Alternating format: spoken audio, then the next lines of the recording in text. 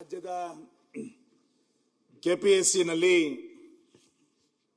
ಇತ್ತೀಚೆಗೆ ನಡೆದಂತ ಪರೀಕ್ಷೆ ಮತ್ತು ಅದರ ಫಲಿತಾಂಶದ ಕುರಿತಂತೆ ಎದ್ದಿರುವಂತಹ ಅನುಮಾನಗಳು ರಾಜ್ಯದಲ್ಲಿರುವಂತಹ ವಿದ್ಯಾರ್ಥಿಗಳ ನಡುವೆ ಒಂದು ದೊಡ್ಡ ಆತಂಕದ ವಾತಾವರಣವನ್ನು ಇವತ್ತು ಸೃಷ್ಟಿ ಮಾಡಿದೆ.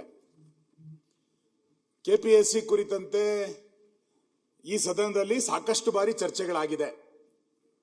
ನಮ್ಮ ಸರ್ಕಾರ ಇದ್ದಾಗಲೂ ಕೂಡ ಅಲ್ಲಿ ವ್ಯವಸ್ಥೆಗಳು ಸರಿ ಇರಲಿಲ್ಲ ಅನ್ನುವಂಥ ವಾದಗಳು ಕೂಡ ಇತ್ತು. ಈಗಲೂ ವಾದ ಇದೆ, ಮುಂದೂ ಇರ್ಬೋದೇನೋ ಗೊತ್ತಿಲ್ಲ. ಒಟ್ಟು ಅದನ್ನು ಒಂದ್ಸರಿ ಆ ವ್ಯವಸ್ಥೆಯನ್ನ ಸರಿ ಮಾಡಬೇಕು ಅನ್ನುವಂಥದ್ದು ಇವತ್ತಿನ ಈ ಚರ್ಚೆ ಆಶಯ. ವಾಸ್ತವ ಹೌದು.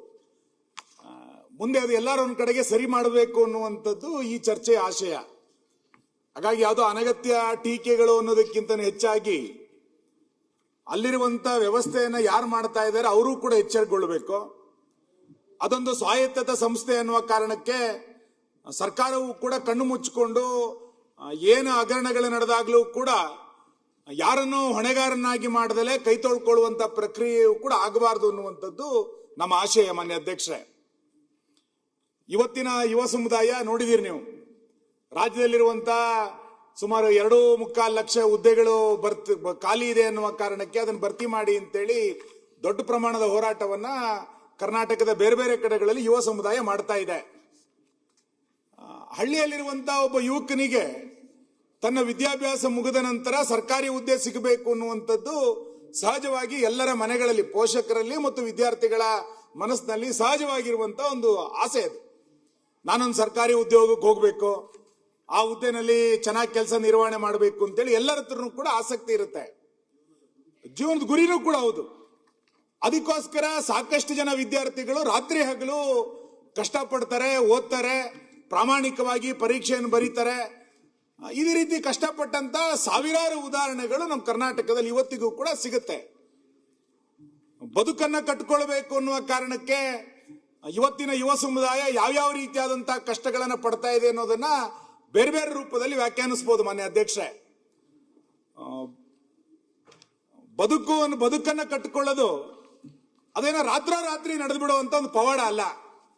ಅದಕ್ಕೊಂದು ವಿಶೇಷವಾದಂತಹ ಪರಿಶ್ರಮ ಬೇಕು, ಎಷ್ಟೋ ವರ್ಷಗಳ ತಪಸ್ಸು ಬೇಕು, ಅದಕ್ಕೊಂದು ಶ್ರದ್ಧೆ ಬೇಕು. ಇವೆಲ್ಲದರ ಕಾರಣಕ್ಕೆ ಒಬ್ಬ ಯುವಕ ತನ್ನ ಬದುಕನ್ನ ಕಟ್ಕೊಳ್ತಾನೆ. ಆದ್ರೆ ಇವತ್ತು ಕೆಪಿಎಸ್ಸಿನ ವ್ಯವಸ್ಥೆ ಏನಾಗಿದೆ ಅಂತ ಕೇಳಿದ್ರೆ, ಯಾವ ಬದುಕನ್ನ ಕಟ್ಕೊಳ್ಳಿಕ್ಕೋಸ್ಕರ ಕನಸುಗಳನ್ನ ಇಟ್ಟುಕೊಂಡು ಪರೀಕ್ಷೆಯನ್ನ ಬರೆಯುವಂತ ವಿದ್ಯಾರ್ಥಿಗಳಿಗೆ ಸರ್ಕಾರಿ ನಿಯಂತ್ರಣದಲ್ಲಿ ವಿದ್ಯಾರ್ಥಿಗಳ ಕನಸನ್ನ ಹತ್ಯೆ ಮಾಡುವಂತ ಒಂದು ಕೇಂದ್ರ ಆಗಿಬಿಟ್ಟಿದೆ ಅನ್ನುವಷ್ಟರ ಮಟ್ಟಿಗೆ ಆಕ್ರೋಶ ಇವತ್ತು ಯುವ ಸಮುದಾಯದ ನಡುವೆ ಬರ್ತಾ ಇದೆ. ಎಷ್ಟೋ ಕನಸುಗಳು, ನಾನು PDO ಆಗಬೇಕು ಅನ್ನುವಂತ ಕನಸು ಎಲ್ಲೋ ಇದೆ, VA ಆಗಬೇಕು ಅಂತ ಕನಸಿದೆ, AEE ಆಗಬೇಕು ಅಂತ ಕನಸಿದೆ, ಮೊನ್ನೆ ನಾನು DYSP ಆಗಬೇಕು, ತಹಸೀಲ್ದಾರ್ ಆಗಬೇಕು, AC ಆಗಬೇಕು ಅನ್ನುವಂಥ ಪ್ರೊಫೆಷನಲ್ ಎಕ್ಸಾಮ್ಗಳು ನಡೆದಂತ ಘಟನೆಗಳಿದೆ. ನಾನು ಆಗ್ಬಿಡ್ತೀನಿ ಅನ್ನುವಂಥ ಕನಸುಗಳನ್ನ ಇಟ್ಕೊಂಡು ಬಂದಂತ ವಿದ್ಯಾರ್ಥಿಗೆ, ಯುವಕನಿಗೆ ಒಂದು ಸರ್ಕಾರಿ ನಿಯಂತ್ರಣದಲ್ಲಿ ಭ್ರಷ್ಟಾಚಾರದ ಜಂಜಾಟದಲ್ಲಿ, ನಿಯಮಾವಳಿಗಳ ಜಂಜಾಟವನ್ನು ಇಟ್ಟುಕೊಂಡು ಆ ವಿದ್ಯಾರ್ಥಿಗಳ ಕನಸನ್ನು ಹತ್ಯೆ ಮಾಡುವಂತ ಕೇಂದ್ರ ಇದಾಗ್ಬಿಟ್ಟಿದೆಯೇನೋ, ಇದನ್ನ ಎಲ್ಲ ಪಕ್ಷಗಳು ಕೂಡ ಆಲೋಚನೆಯನ್ನು ಮಾಡಬೇಕಾದಂತ ಅನಿವಾರ್ಯತೆ ಇವತ್ತಿನ ಪರಿಸ್ಥಿತಿ. ಮಾನ್ಯ ಅಧ್ಯಕ್ಷರೇ, ಈ ಹಿನ್ನೆಲೆಯಲ್ಲಿ ಸ್ಪರ್ಧಾತ್ಮಕವಾದಂತಹ ಪರೀಕ್ಷೆಗಳು, ಆ ಫಲಿತಾಂಶ ಇವೆಲ್ಲವೂ ಕೂಡ ಅರ್ಹತೆ ಇರುವಂತಹ ವಿದ್ಯಾರ್ಥಿಗಳಿಗೆ ಒಂದು ಅವಕಾಶವನ್ನ ಸಿಗಬೇಕು. ನಿಜವಾದಂತ ಅರ್ಹತೆ ಇರುವಂತಹ ವಿದ್ಯಾರ್ಥಿಗಳು ಅಲ್ಲಿ ಪ್ರವೇಶವನ್ನ ಪಡ್ಕೊಂಡು ಸರ್ಕಾರಿ ಹುದ್ದೆಗಳಿಗೆ ಬರಬೇಕು ಅನ್ನುವಂಥದ್ದು ನಮ್ಮೆಲ್ಲರದು ಕೂಡ ಆಶಯ. ಇಲ್ಲಿ ಯಾರಿಗೋ ಒಬ್ಬನಿಗೆ ಕೆಪಿಎಸ್ಸಿನ ಮುಖಾಂತರ ಸರ್ಕಾರಿ ಹುದ್ದೆ ಸಿಕ್ತು ಅನ್ನೋದು ಅಷ್ಟೇ ಅಲ್ಲ, ಆತನ ಕೈಗೆ ಮುಂದಿನ 20-30 ವರ್ಷಗಳ ಕಾಲ ಕಾರ್ಯಾಂಗಕ್ಕೆ ಒಂದು ಭವಿಷ್ಯವನ್ನ ಕೊಡುವಂತ ಕೇಂದ್ರ ಅದು. ನಾವು ಮುಂದಿನ ವ್ಯವಸ್ಥೆಯನ್ನ ಯಾರು ಕೈ ಕೊಡ್ತಾ ಇದೀವಿ ಅಂತಂದ್ರೆ, ಆ ಕೆಪಿಎಸ್ಸಿ ಮುಖಾಂತರ ಸೆಲೆಕ್ಷನ್ ಮಾಡಿ ಬರುವಂತ ವಿದ್ಯಾರ್ಥಿಗಳ ಕೈಗೆ ರಾಜ್ಯದ ಭವಿಷ್ಯವನ್ನ ಕೊಡ್ತಾ ಇದೀವಿ. ಅಂತ ಒಂದು ಭವಿಷ್ಯದ ಕೇಂದ್ರಲ್ಲೇ ನೀವೆಲ್ಲ ಒಂದ್ ಕಡೆ ಭ್ರಷ್ಟಾಚಾರ ಅವ್ಯವಹಾರಗಳು ನಡೆದು ಬಿಟ್ರೆ, ಅಲ್ಲಿ ಭ್ರಷ್ಟಾಚಾರಕ್ಕೆ ತುತ್ತಾಗಿ ಕೆಲಸವನ್ನ ಪಡ್ಕೊಂಡಂತ ಒಬ್ಬ ಯುವಕ ಇಲ್ಲಿ ತಹಸೀಲ್ದಾರರಾಗಿ ಏನ್ ಕೆಲಸ ಮಾಡ್ಲಿಕ್ಕೆ ಸಾಧ್ಯ ಇದೆ? ಅಥವಾ ಜನರ ಪರವಾದಂತ ಯಾವ ರೀತಿಯಾದಂತ ಕೆಲಸ ಕಾರ್ಯಗಳನ್ನು ಆತ ಮಾಡ್ಲಿಕ್ಕೆ ಸಾಧ್ಯ ಇದೆ?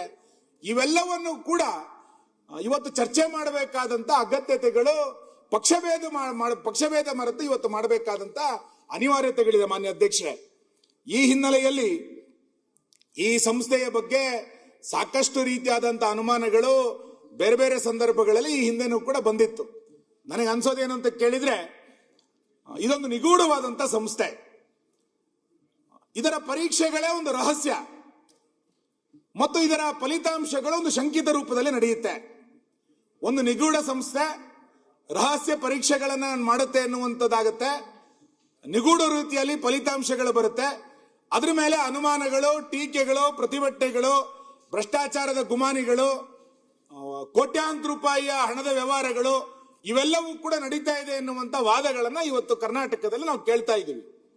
ಈ ಹಿನ್ನೆಲೆಯಲ್ಲಿ ಕೆಪಿಎಸ್ಸಿನ ಸುಧಾರಣೆ ಆಗಬೇಕು ಮತ್ತು ಈವರೆಗೆ ನಡೆದಂತ ಏನು ತಪ್ಪು ನಿರ್ಧಾರಗಳೆಲ್ಲವೂ ಕೂಡ ಆಗಿದೆ, ಇದ್ರ ಬಗ್ಗೆ ಎಲ್ಲಾರೊಂದು ಕಡೆ ತನಿಖೆ ಮಾಡಿ ಇದಕ್ಕೆ ಯಾರೊಬ್ರು ಹೊಣೆಗಾರರನ್ನಾಗಿ ಇವತ್ತು ಮಾಡಲೇಬೇಕು ಮಾನ್ಯ ಸರ್ಕಾರ. ಇದನ್ನ ತನಿಖೆ ಮಾಡ್ತೀವಿ ನೋಡೋಣ ಅಂತೇಳಿ ಕೈಕಟ್ಟು ಕುತ್ಕೊಳ್ಬಾರದು ಅನ್ನುವಂಥದ್ದು ನಮ್ದು ಬಲವಾದಂತ ಒತ್ತಾಯ ಮಾನ್ಯ ಅಧ್ಯಕ್ಷೆ. ನಾನು ಸುಮ್ಮನೆ ನಿಮ್ ಗಮನಕ್ಕೆ ತರ್ತೇನೆ ಕಳೆದ 2-3 ವರ್ಷಗಳಾದಂತ ವ್ಯತ್ಯಾಸಗಳು. ಈ ಹಿಂದೆ AEEಗಳಿಗೆ ಎಕ್ಸಾಮ್ ನಡೆದಿತ್ತು. ಅವಾಗ ಬಂದಂತ ದೂರ ಏನು ಅಂತ ಕೇಳಿದ್ರೆ OMR ಅಲ್ಲೇ ತಿದ್ದುಪಡಿ ಆಗ್ಬಿಡ್ತು ಅನ್ನುವಂತ ದೂರುಗಳನ್ನ AEE ಪರೀಕ್ಷಾ ಇದರಲ್ಲಿ ನಾವು ಕೇಳಲ್ಪಟ್ಟಿದ್ವಿ. FDA ಎಕ್ಸಾಮ್ ಆದಾಗ ಯಾರೋ ಅನಧಿಕೃತ ವ್ಯಕ್ತಿಗಳಿಂದ ಮೌಲ್ಯಮಾಪನ ನಡೀತು ಅಂತೇಳಿ ಪ್ರತಿಭಟನೆಗಳು ನಡೆದಿತ್ತು ನೋಡಿದ್ವಿ. ಮೊನ್ನೆ PDOಗಳ ಎಕ್ಸಾಮ್ಗಳು ಇತ್ತೀಚೆಗೆ ನಡೆದಾಗ ಪರೀಕ್ಷೆನಲ್ಲೇ ಅವ್ಯವಹಾರ ಆಗಿತ್ತು ಅನ್ನುವಂಥದ್ದು ಕೂಡ ನಾವು ಕೇಳಿದ್ವಿ. ಈಗ ಲೇಟೆಸ್ಟ್ ಆಗಿರುವಂತದ್ದು ಪ್ರೊಫೆಷನರಿ ಹುದ್ದೆಗೆ ನಡೆದಂತ 384 ಹುದ್ದೆಗಳಿಗೆ ನಡೆದಂತ ಪರೀಕ್ಷೆ ಮತ್ತು ಫಲಿತಾಂಶದಲ್ಲಿ ಆಗಿರುವಂತ ದೊಡ್ಡ ಪ್ರಮಾಣದ ಅನುಮಾನಗಳ ಬಗ್ಗೆ ನಾವಿವತ್ತು ಚರ್ಚೆಯನ್ನು ಮಾಡಬೇಕು ಅಂತಾನೆ ಪ್ರಮುಖವಾಗಿ ತೆಗೆದುಕೊಂಡಿದ್ದು.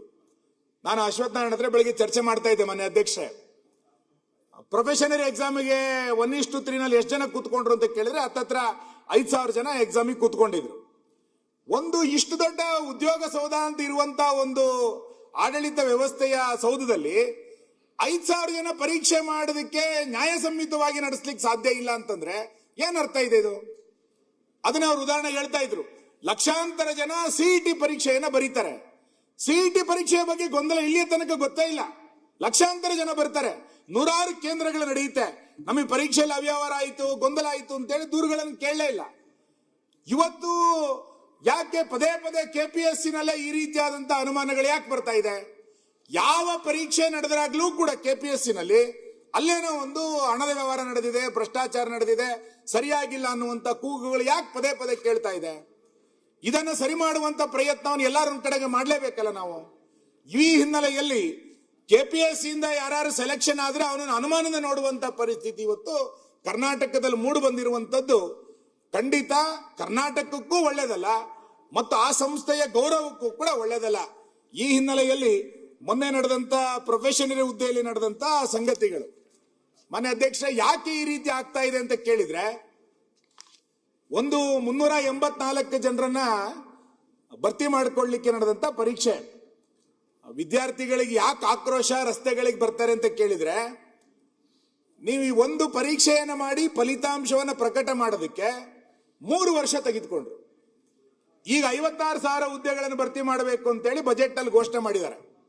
2.25 ಲಕ್ಷ ಹುದ್ದೆಗಳು ಖಾಲಿ ಇದೆ. 384 ಹುದ್ದೆಯನ್ನು ಭರ್ತಿ ಮಾಡಲಿಕ್ಕೆ KPSCನವರು 3 ವರ್ಷ ತೆಗೆದುಕೊಂಡ್ರೆ ಇಲ್ಲಿ ಏನ್ ನಡೀತಾ ಇದೆ? ಫೆಬ್ರವರಿ 24ನೇ ತಾರೀಕು, ಫೆಬ್ರವರಿ 2, 26ನೇ ತಾರೀಕು ಫೆಬ್ರವರಿ 24ನೇ ಇಸ್ವಿನಲ್ಲಿ ಅಧಿಸೂಚನೆ ಹೊರಡುತ್ತಿದ್ದಕ್ಕೆ. ಫೆಬ್ರವರಿ 13, 2025ಕ್ಕೆ ಪರೀಕ್ಷೆ. ಅಧಿಸೂಚನೆ ಆಗಿ ಪರೀಕ್ಷೆಗೆ 1 ವರ್ಷ ತೆಗೆದುಕೊಳ್ತಾರೆ. ಪರೀಕ್ಷೆ ಆಗಿ ಅರ್ಹತಾ ಪಟ್ಟಿಯನ್ನು ಬಿಡುಗಡೆ ಮಾಡಲಿಕ್ಕೆ ಮತ್ತೊಂದು ವರ್ಷ ತೆಗೆದುಕೊಳ್ತಾರೆ. ಅಂದ್ರೆ 3 ವರ್ಷ ಒಂದು ಹುದ್ದೆಯನ್ನ ಭರ್ತಿ ಮಾಡಲಿಕ್ಕೆ KPSC ತೆಗೆದುಕೊಳ್ಳೋ ಕಾರಣಕ್ಕೆ ಇಲ್ಲೇ ಅನುಮಾನಗಳು ಪ್ರಾರಂಭ ಆಗಿರೋದು. ಈ ಕಾರಣದಿಂದನೇ ಇವತ್ತು ದೊಡ್ಡ ಪ್ರಮಾಣದಲ್ಲಿ ವಿದ್ಯಾರ್ಥಿಗಳು ಈ ಎಕ್ಸಾಮ್ ಸರಿಯಾಗಿಲ್ಲ ಅನ್ನುವಂತ 10 ಆರೋಪಗಳನ್ನ ಈ ಪರೀಕ್ಷೆಗೆ ಸಂಬಂಧಪಟ್ಟಂತೆ ಆಗ್ತಾ ಇದ್ದಾರೆ. ನಾನು ಆ ಎಲ್ಲ ಆರೋಪಗಳನ್ನ ಇದು ಹಿಂಗೆ ಆಗ್ಬಿಟ್ಟಿದೆ ಅಂತ ನಾನು ಹೇಳಲಿಕ್ಕೆ ತಯಾರಿಲ್ಲ. ಆದ್ರೆ ಎಲ್ಲಾರ ಒಂದು ಕಡೆ ಸಂಸ್ಥೆ ಮತ್ತು ಸರ್ಕಾರ ಮಧ್ಯಪ್ರವೇಶವನ್ನು ಮಾಡಿ ಇದಕ್ಕೆ ಏನು ಅಂತೇಳಿ ಆ ವಿದ್ಯಾರ್ಥಿಗಳ ಮನಸ್ಸಿನಲ್ಲಿರುವಂತ ನೋವನ್ನು ಅರ್ಥ ಮಾಡಿಕೊಳ್ಳೋದಕ್ಕೆ ಧ್ವನಿಯಾಗುವಂತ ಕೆಲಸವನ್ನ ಇವತ್ತು ಸರ್ಕಾರ ಮಾಡಬೇಕಾಗಿರುವಂತದ್ದು. ಬಹಳ ಆಶ್ಚರ್ಯ ಅಂತ ಕೇಳಿದ್ರೆ, ಯಾಕೆ ಇದನ್ನ ಇಷ್ಟು ದೊಡ್ಡ ಪ್ರಮಾಣದ ಭ್ರಷ್ಟಾಚಾರ ಮತ್ತು ಬಹುಕೋಟಿಯ ದುಡ್ಡಿನ ವ್ಯವಹಾರಗಳಲ್ಲಿ ಕೈ ಬದಲಾಯಿಸಿದೆ ಎನ್ನುವಂಥದ್ದಕ್ಕೆ ಬಲವಾದಂತ ಅನುಮಾನಗಳು ಯಾಕೆ ಬರುತ್ತೆ ಅಂತ ಬರ್ತಾ ಇದೆ ಅಂತ ಹೇಳಿದ್ರೆ, 4 ವರ್ಷದಲ್ಲಿ ಕಾರ್ಯದರ್ಶಿಗಳ 4 ಬದಲಾವಣೆಗಳಾಯ್ತು. 4 ಜನರನ್ನ ಬದಲಾವಣೆ ಮಾಡ್ತಾರೆ ಕಾರ್ಯದರ್ಶಿಗಳನ್ನ. 4 ವರ್ಷದಿಂದ ಒಬ್ಬರೇ ಕಂಟ್ರೋಲರ್ ಇದ್ದಾರೆ. ಕಾರ್ಯದರ್ಶಿಗಳು 4 ಬದಲಾಯಿತು. ಒಂದು ಪರೀಕ್ಷೆಯನ್ನ ನಡೆಸಿ ಫಲಿತಾಂಶ ಬರಲಿಕ್ಕೆ 4 ಕಾರ್ಯದರ್ಶಿಗಳನ್ನ ಬದಲು ಮಾಡಿ ಒಬ್ಬರೇ ಕಂಟ್ರೋಲರ್ ಇಟ್ರೆ ಯಾರ ಮೇಲೆ ಅನುಮಾನ ಪಡ್ಬೇಕೀಗ ನಾವು?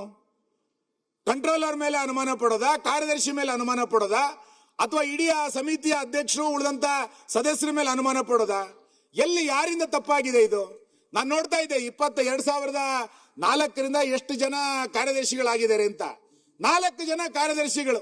ಒಬ್ರು ಅಧಿಸೂಚನೆ ಹೊರಡಬೇಕಾದ್ರೆ ಒಬ್ರು ಕಾರ್ಯದರ್ಶಿ, ಪರೀಕ್ಷೆ ಕ್ವಶನ್ ಪೇಪರ್ ಪ್ರಿಂಟ್ ಆಗಬೇಕಾದ್ರೆ ಒಬ್ರು ಕಾರ್ಯದರ್ಶಿ, ಪರೀಕ್ಷೆ ಬರಿಬೇಕಾದ್ರೆ ಒಬ್ರು ಕಾರ್ಯದರ್ಶಿ, ಫಲಿತಾಂಶ ಬರಬೇಕಾದ್ರೆ ಒಬ್ರು ಕಾರ್ಯದರ್ಶಿ, ಕಂಟ್ರೋಲರ್ ಒಬ್ರೆ. ಇಲ್ಲಿ ಅನುಮಾನಗಳು ಬರ್ತಾ ಇರುವಂತದ್ದೇ ಕಂಟ್ರೋಲರ್ ಮೇಲೆ. ಈ ಕಂಟ್ರೋಲರ್ ಕೆಲಸ ಏನು? ಈ ಪರೀಕ್ಷೆ ಪ್ರಾರಂಭ ಆದಾಗಿನಿಂದ ಫಲಿತಾಂಶ ಬರೋ ತನಕ ಕಂಟ್ರೋಲರ್ ಕೆಲಸವನ್ನ ಅವನು ಏನೇನು ಮಾಡ್ದ ಇಲ್ಲಿ? ಇದು ಈ ಅನುಮಾನಗಳು ಇವತ್ತು ದೊಡ್ಡವಾಗಿ ನಿರ್ಮಾಣ ಆಗ್ತಾ ಇರುವಂತದ್ದು. ಈ ಹಿನ್ನೆಲೆಯಲ್ಲಿ ನಾನು ಕೇಳ್ತಾ ಇರೋದೇನಂತ ಕೇಳಿದ್ರೆ, ಅವ್ರು ಆರೋಪ ಮಾಡ್ತಾ ಇದ್ದಾರೆ. ನಾನು ಆರೋಪಕ್ಕೆ ಮತ್ತೆ ಬರ್ತೇನೆ. ವಿದ್ಯಾರ್ಥಿಗಳ ನಡುವೆ ಮನಸ್ಸಲ್ಲಿರುವಂತ ಅನುಮಾನಗಳು ಆಮೇಲೆ ಬರ್ತೇನೆ ಅದಕ್ಕೆ. ಎಲ್ಲರೂ ಒಂದು ಕಡೆಗೆ ಸರ್ಕಾರಿ ಹುದ್ದೆಗಳು ಸಾಮಾನ್ಯ ಜನರಿಗೆ ಸಿಗೋಂಗಿಲ್ವಾಗರೆ? ಸರ್ಕಾರಿ ಹುದ್ದೆ ಕೇವಲ ಶ್ರೀಮಂತರಿಗೆ ಮಾತ್ರ ಸರ್ಕಾರಿ ಹುದ್ದೆನಾ? ಪ್ರಭಾವಿ ಇರೋಂತರಿಗೆ ಮಾತ್ರ ಸರ್ಕಾರಿ ಹುದ್ದೆನಾ? ಉಳ್ಳವರಿಗೆ ಮಾತ್ರ ಸರ್ಕಾರಿ ಹುದ್ದೆನಾ? ಅಥವಾ ಯಾರೋ ಸರ್ಕಾರಿ ನೌಕರರಿದ್ದಾರೆ ಅವನ ಮಗನಿಗೆ ಮಾತ್ರ ಮತ್ತೆ ಸರ್ಕಾರಿ ಹುದ್ದೆನಾ? ಇದು ಇವತ್ತು ಚರ್ಚೆ ಆಗ್ತಾ ಇರುವಂತ ವಿಷಯಗಳು. ಈ ಹಿನ್ನೆಲೆಯಲ್ಲಿ KPSC ಅಲ್ಲಿ ಇವತ್ತು ಆಗಿರುವಂತ ಅನುಮಾನಗಳ ಬಗ್ಗೆ ನಾವು ಅನುಮಾನಗಳನ್ನ ಏನು ವ್ಯಕ್ತ ಮಾಡಿದ್ದಾರೆ ಅಂತ ಕೇಳಿದ್ರೆ, 2 ಅನುಮಾನಗಳನ್ನ ಇವತ್ತು ಸಾರ್ವಜನಿಕವಾಗಿ ವ್ಯಕ್ತ ಆಗಿರುವಂತದ್ದು. ಮೊದಲನೇದು ಪರೀಕ್ಷೆ ಮತ್ತು ಅಂಕಗಳ ಕ್ರೋಢೀಕರಣದಲ್ಲಿ ಬಹಳ ದೊಡ್ಡ ಪ್ರಮಾಣದ ಅನುಮಾನಗಳು ಬಂದಿದೆ. ಪರೀಕ್ಷೆ ಆಗಿದೆ, ನಂತರ ಅಂಕಗಳನ್ನ ಮಾರ್ಕ್ಸ್ ಅನ್ನ ಕ್ರೋಢೀಕರಣ ಮಾಡಬೇಕಾದ್ರೆ ತಡ ಆಗಿದೆ, ಅಲ್ಲೆಲ್ಲ ಒಂದು ಕಡೆ ಅವ್ಯವಹಾರಗಳಾಗಿದೆ ಎನ್ನುವಂಥದ್ದು ಇವತ್ತು ಅನುಮಾನಗಳು ವ್ಯಕ್ತ ಆಗಿರುವಂತದ್ದು. ಕ್ರೋಢೀಕರಣ ಆದ ನಂತರ, ಅಂಕೆಗಳ ಕ್ರೋಢೀಕರಣ ಆದ ನಂತರ ಅರ್ಹತಾ ಪಟ್ಟಿಯನ್ನ ಘೋಷಣೆ ಮಾಡಬೇಕಾದ್ರೆ ಬಹಳ ದೊಡ್ಡ ಪ್ರಮಾಣದ ವ್ಯತ್ಯಾಸಗಳಾಗಿದೆ ಎನ್ನುವಂಥದ್ದನ್ನು ಕೂಡ ವಿದ್ಯಾರ್ಥಿಗಳು ಹೇಳಲಿಕ್ಕೆ ಶುರು ಮಾಡಿದ್ದಾರೆ. ಮಾನ್ಯ ಅಧ್ಯಕ್ಷ, ಇಲ್ಲಿ ಬಹಳ ಚರ್ಚೆಯ ವಿಷಯ ಮತ್ತು ಪತ್ರಿಕೆಗಳು ಬಹಳ ದೊಡ್ಡದಾಗಿ ಬಿಂಬಿಸಿರುವಂತದ್ದು ಏನು ಅಂತ ಕೇಳಿದ್ರೆ, ಪರೀಕ್ಷಾ ಕೊಠಡಿಗಳು ಬೇರೆ ಬೇರೆ ಕಡೆ ಇತ್ತು. 16 ಕಡೆಗಳಲ್ಲಿ ಪರೀಕ್ಷಾ ಕೊಠಡಿಗಳಿತ್ತು. ಒಂದು ಕೊಠಡಿಯಲ್ಲಿ 24 ಜನ ಪರೀಕ್ಷೆಯನ್ನು ಬರೀತಾರೆ. ಈಗ ಎದ್ದಿರುವಂತ ಅನುಮಾನ ಅಂತ ಕೇಳಿದ್ರೆ, ಒಂದೇ ಕೊಠಡಿಯಲ್ಲಿ ಇದ್ದಂತ 11 ಜನರಿಗೆ ಅರ್ಹತೆ ಪಡ್ಕೊಂಡ್ಬಿಟ್ಟಿದ್ದಾರೆ ಅಂತ. ಹಾಗಾದ್ರೆ ಆ ಕೊಠಡಿಯಲ್ಲಿ 11 ಜನ ಅರ್ಹತೆ ಇಲ್ವಾ ಅನ್ನೋಂಥ ಪ್ರಶ್ನೆ ಅಲ್ಲ. ಇಲ್ಲಿ ಒಂದೇ ಸೀರಿಯಲ್ ನಂಬರ್ ಸರಣಿ ಸೀರಿಯಲ್ ನಂಬರ್ಗಳಲ್ಲೇ ಇರುವಂತವ್ರು ತೆಗೆದುಕೊಂಡಿದ್ದಾರೆ. ಒಂದೇ ಕೊಠಡಿಯಲ್ಲಿ 11 ಜನರ ಮೇಲೆ ಜನರಿಗೆ ಕೆಲಸ ಸಿಕ್ಕಿದೆ, ಅಂದ್ರೆ ಪರೀಕ್ಷೆಯಲ್ಲಿ ಪಾಸ್ ಆಗಿದ್ದಾರೆ.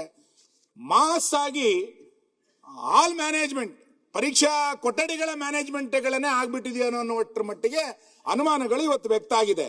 ಈ ಹಿನ್ನೆಲೆಯಲ್ಲಿ ಇವತ್ತು ಸರ್ಕಾರ ಇವತ್ತು ಏನ್ ಮಾಡುತ್ತೆ, KPSC ಇದಕ್ಕೆ ಏನು ಉತ್ತರ ಕೊಡುತ್ತೆ ಎನ್ನುವಂಥದ್ದು ಚರ್ಚೆ ಆಗಬೇಕು. ನಾನು ಆ ಸೀರಿಯಲ್ ನಂಬರ್ಗಳನ್ನು ಓದ್ಲಿಕ್ಕೆ ಹೋಗೋದಿಲ್ಲ. ಇನ್ಯಾವುದೋ ವಿದ್ಯಾರ್ಥಿಗಳಿಗೆ ಅದರಿಂದ ಅನುಮಾನಗಳು ನೋವು ಆಗೋದು ಬೇಡ. ಆದ್ರೆ ಅದನ್ನ ನೋಡಿದ್ರೆ ಮಾನ್ಯ ಅಧ್ಯಕ್ಷ ನಿಮಗೆ ಕಳಿಸ್ಕೊಡ್ತೇನೆ. ಸೀರಿಯಲ್ ನಂಬರ್ಗಳು